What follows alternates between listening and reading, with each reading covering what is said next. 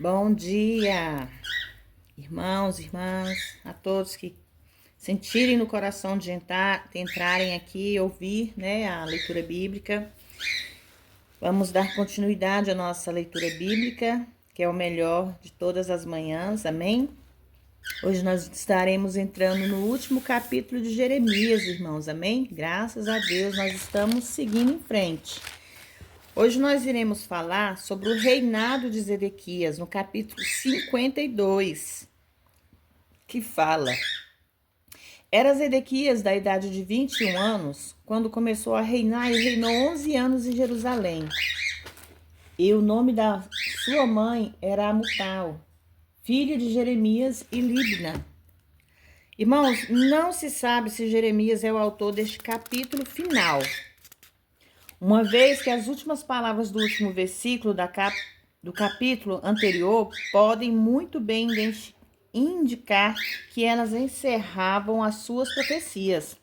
A captura de Jerusalém e a deportação do seu povo podem ser de pouco interesse para os historiadores, mas Deus tem tanto interesse por esse acontecimento que ele é narrado 4 vezes com detalhes consideráveis.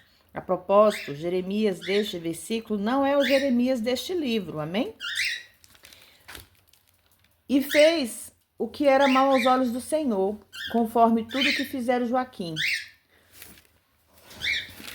Por essa razão, sucedeu que, por causa da ira do Senhor contra Jerusalém e Judá, ele os lançou fora da sua presença. E Zedequias se rebelou contra o rei da Babilônia. A primeira parte deste versículo se refere à razão como sendo o pecado de Deus.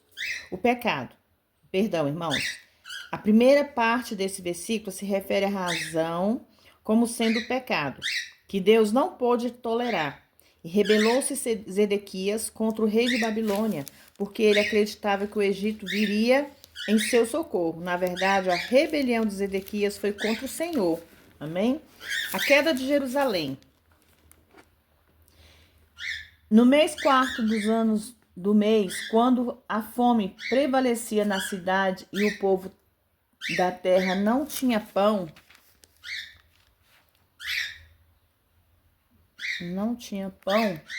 foi aberta uma brecha na cidade e todos os homens de guerra fugiram e saíram de noite pelo caminho da porta, entre os 2 muros que estavam junto ao jardim do rei, porque os caldeus estavam contra a cidade ao redor, e foram pelo caminho da campina. Por cerca de 40 anos, Jeremias os havia advertido quanto a esse momento, irmãos e irmãs, suplicando ao povo que se arrependesse, mas isso de nada adiantou. Agora, exatamente como o Espírito Santo, por meio da profecia do profeta, havia dito: tudo se cumpre, como isso deve ser esmagado o coração já quebrantado do profeta. O juízo sobre Zedequias. Mas os exércitos dos caldeus seguiu o rei e alcançaram Zedequias nas campinas de Jericó. E todo o seu exército se espalhou e abandonou. E prenderam o rei e fizeram subir ao rei da Babilônia a Ribla, na terra de Ramate, o qual lhe lavrou ali a sentença. E o rei da Babilônia degolou os filhos de Zedequias nas suas vistas, e também degolou os príncipes de Judá em Ribla, e arrancou os olhos de Zedequias e o atou com 2 cadeias de bronze. E o rei da Babilônia os levou à Babilônia e o conservou na prisão até o dia da sua morte. Irmãos, a prisão era uma casa de trabalho forçado. Porém, ainda assim, há alguma evidência de que Zedequias voltou para o Senhor enquanto estava nessa prisão. Irmãos, a gente pode dizer aqui que a história desse Zedequias é quase parecido com a história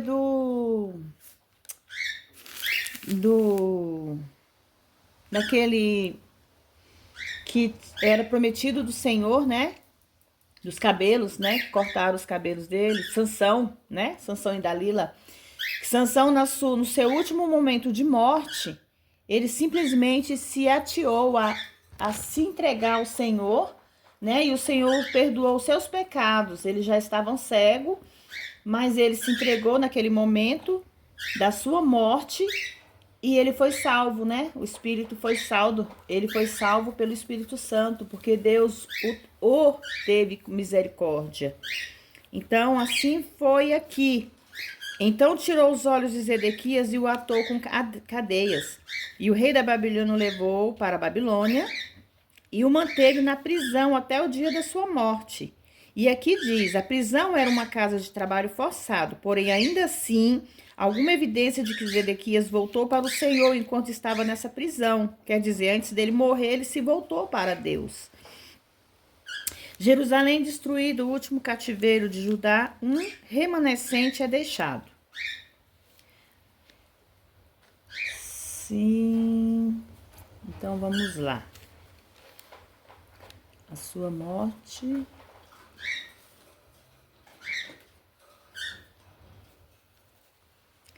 Aqui, e no 5º mês, ao 10 do mês, que era o 19º do reinado de Nabucodonosor, rei da Babilônia, entrou em Babilônia.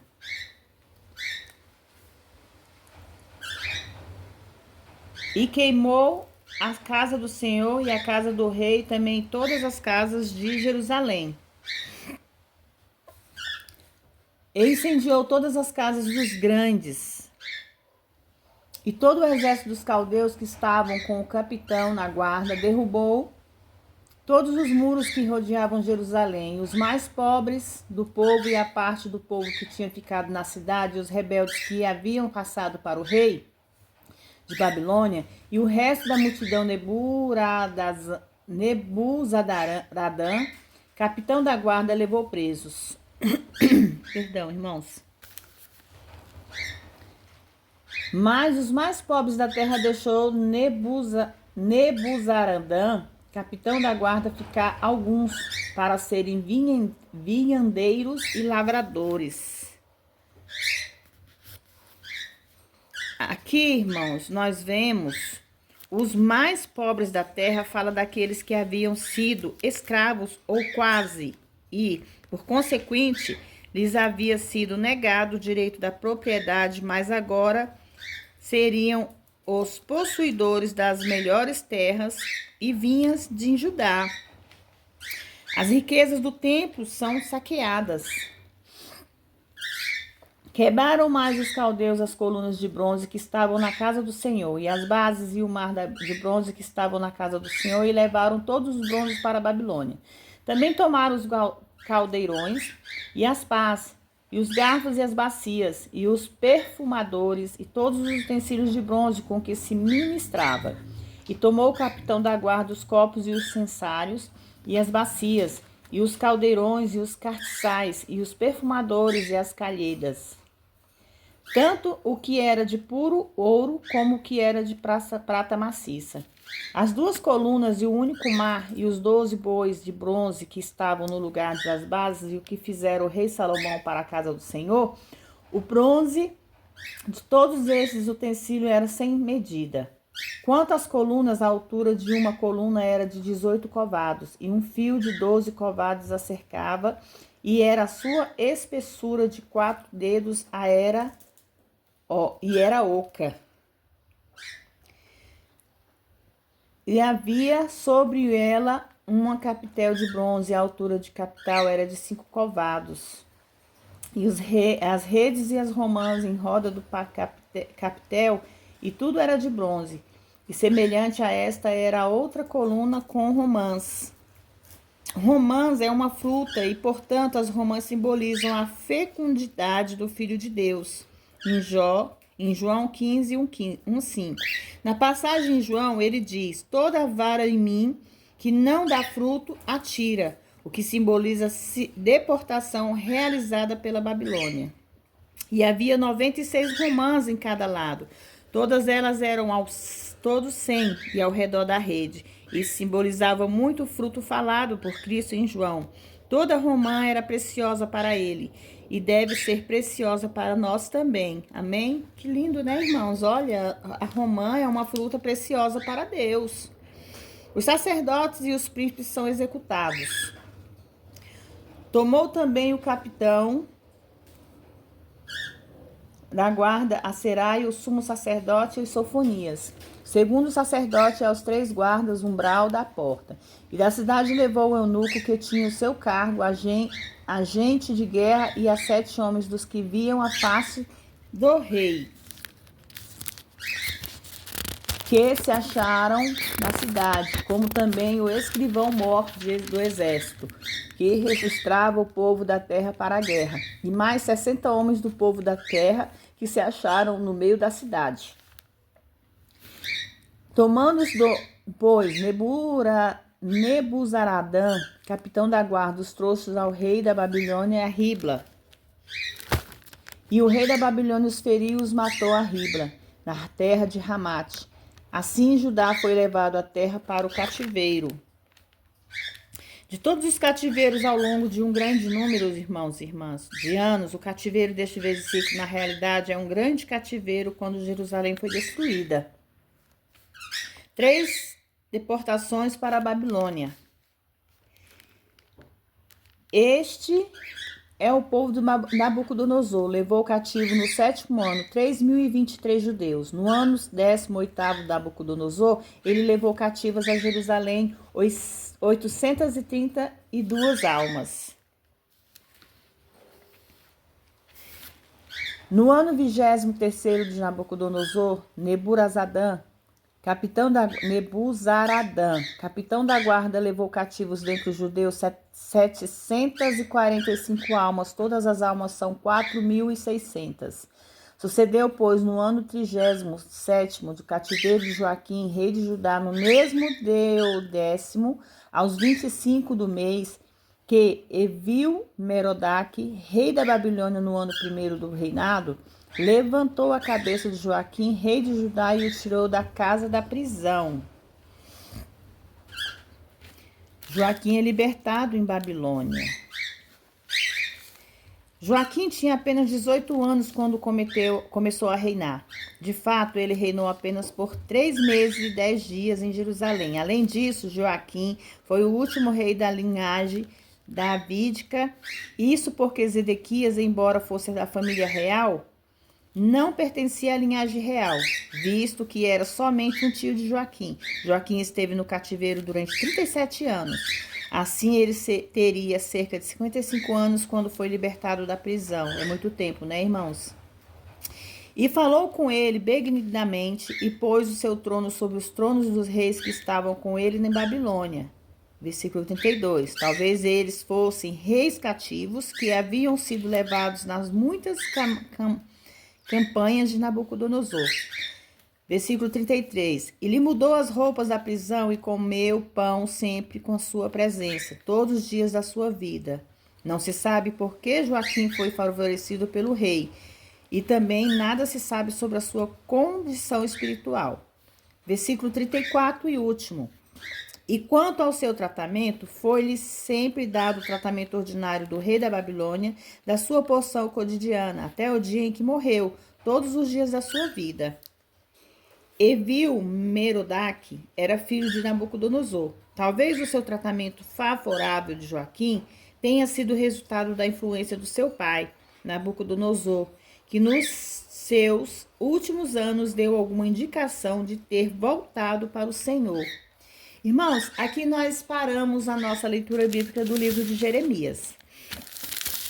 Para nós darmos continuidade ao próximo livro, nós daremos no próximo vídeo. Porque nós vamos falar um pouquinho sobre esse livro de Jeremias, né? Que fala sobre os medos, o instrumento de Deus contra a Babilônia. Com quantos medos de peças fossem, os instrumentos do Senhor era o autor. O juiz era justo porque todos estavam envolvidos na rebelião contra Deus. Ciro, como já dito, seria esse instrumento. Irmãos, no livro de Jeremias nós vemos que Deus lutou por muitos e muito tempo, muitos anos, lutou por aquele povo, para que aquele povo se voltasse para ele, né? Mas, embora Nabucodonosor tenha sido comissionado por Deus para destruir Judá e Jerusalém, ainda assim parece que ele foi longe demais na sua comissão, atacando Judá e Jerusalém com grande crueldade. No entanto, o Senhor tratou Nabucodonosor muito bem, por meio da profecia de Daniel, com alguma indicação que ele fez do Senhor, seu Salvador. A mesma violência que me fez contra mim, isto é a Judá e a Jerusalém, será feita contra a Babilônia. Quando Deus pediu para que Nabucodonosor fosse comissionado, para destruir Judá e Jerusalém, ele não ordenou para que ele fosse tão cruelmente contra aquele povo. Mas Nabucodonosor passou dos limites, Isso quer dizer, nós temos que fazer somente o que Deus pede. Nós não temos que ir além. Porque Deus nos ensina, além de tudo, Deus nos ensina a ser bons. Deus nos ensina a fazer o bem. E é isso que Deus quer de nós, que nós fazemos o bem todos os dias ao próximo. Nós vemos que no livro de Jeremias foram muitos acontecimentos, que aquele povo escolhido por Deus, embora sua terra esteja cheia de pecado, significa estar cheia de desolação, como consequências da culpa do povo. O argumento é que, embora a desolação de Israel pareça evidenciar o abandono do povo por parte do Senhor, a destruição de Babilônia provará o contrário. Portanto, a importância da palavra porque a ordem para fugir de Babilônia diz respeito de fato. Apocalipse 18:4. Irmãos, logo no final do livro de Jeremias, nós vemos que dois dos seus pecadores chegaram a se voltar, na beira da sua morte, na beira ali da sua morte, eles chegaram a se voltar para Deus. Por quê? Porque, querendo ou não, hoje, se nós formos parar o hoje, irmãos, como estão o tempo de hoje, as pessoas muitas vezes só buscam o Deus verdadeiro quando está no seu leito de morte. Vocês já observaram, irmãos? Olha, às vezes nós temos um parente ou até alguma pessoa conhecida que está ali na beira da morte ou que está prestes, a falecer. Às vezes a pessoa tem um coração ruim a vida inteira, irmãos. Olha só o tanto que Deus é misericordioso.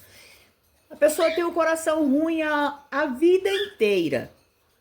Eu digo isso, irmãos, por experiência própria, porque eu conheço pessoas assim, tá? Não é falando de ninguém, mas eu estou dando um exemplo para os irmãos e irmãs.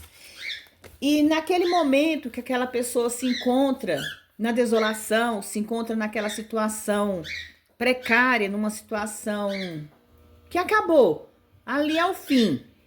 Naquele momento, ele resolve se entregar a sua vida a Deus. Agora eu pergunto para vocês, eu deixo uma pergunta aqui nessa leitura para vocês. A gente não acha justo para nós, mas para Deus tudo é justo, Não é melhor vocês se entregarem a vida de vocês a Deus agora, enquanto vida, saudável, vivendo, curtindo, com os olhos abertos, andando, falando, a gente procurar Deus enquanto se pode achar, enquanto a gente temos condições de estar na presença dele? Quando as pessoas entregam sua vida a Deus na infância, outros entregam a vida a Deus na sua mocidade, outros entregam a vida a Deus na sua velhice, enquanto muitos preferem entregar no seu leito de morte, irmãos. Será que isso é bom? Fica a pergunta. Mas eu fico imaginando por mim, o tanto que seria bom se todos os seres humanos pensassem que não tem coisa melhor servir a Deus. Não tem coisa melhor fazer o bem. Enquanto tem saúde, enquanto está saudável. E mesmo Deus sabendo da nossa negligência, sabendo da nossa mesquinharia, ele ainda nos perdoa, irmãos. Porque Deus, ele é o consumidor do bem, ele é o consumidor das coisas boas em nossas vidas. E mesmo sabendo que ele está lá de cima olhando por nós, ele fala, mesmo no final da sua vida, o meu filho resolveu me aceitar. E eu vou aceitá-lo, porque ele é meu. Foi eu que o fiz. Então, irmãos, que nós possamos nos perdoar enquanto vida, que nós possamos nos amar enquanto vida, que nós possamos se aproximar mais e mais um dos outros em vida. Porque quando chega no leito de morte, nós não temos mais tempo nem de dizer um te amo, nem de dizer eu me arrependo. Vamos nos arrepender agora, hoje. Existe o hoje, irmãos. Nós não temos que nos preocupar com o amanhã, nós temos que nos preocupar com o hoje. E eu deixo essa reflexão para vocês entender, não só vocês, irmãos e irmãs, como eu aqui também, do outro lado. Que nós possamos perdoar hoje, que nós possamos amar hoje, que nós possamos abraçar hoje, que nós possamos entregar nossas vidas a Deus hoje, porque amanhã pode ser tarde. Amém? Fiquem todos na paz do Senhor, irmãos. Que Deus abençoe a vida de vocês. Que Deus prospere dentro da casa de vocês. Que Deus possa levar provisão e permitir que vocês conquistem os sonhos de vocês. Participe dessa leitura bíblica. Se vocês não podem ouvir, ligar a televisão ou abrir a Bíblia para acompanhar, mas que vocês possam ouvir, tá ali lavando uma louça, bota um fone de ouvido, ouve essa palavra, ouve essa leitura. Se vocês puderem, vocês compartilhem esse canal meu, para que mais e mais pessoas nos conheçam. Não quero que me conheça, eu quero que nos conheça, porque nós estamos conhecendo a palavra de Deus, irmãos. Eu não estou aqui para dizer que Deus me falou, mas Deus me ensinou a levar a palavra dele a todos vocês. Então, que vocês possam escutar, que vocês possam entender, discernir a palavra e possam compartilhar. Se inscrevam no meu canal, deixa a curtida de vocês, isso vai me ajudar muito para que o YouTube entenda que eu estou fazendo algo bom. Amém? Fiquem todos na paz do Senhor.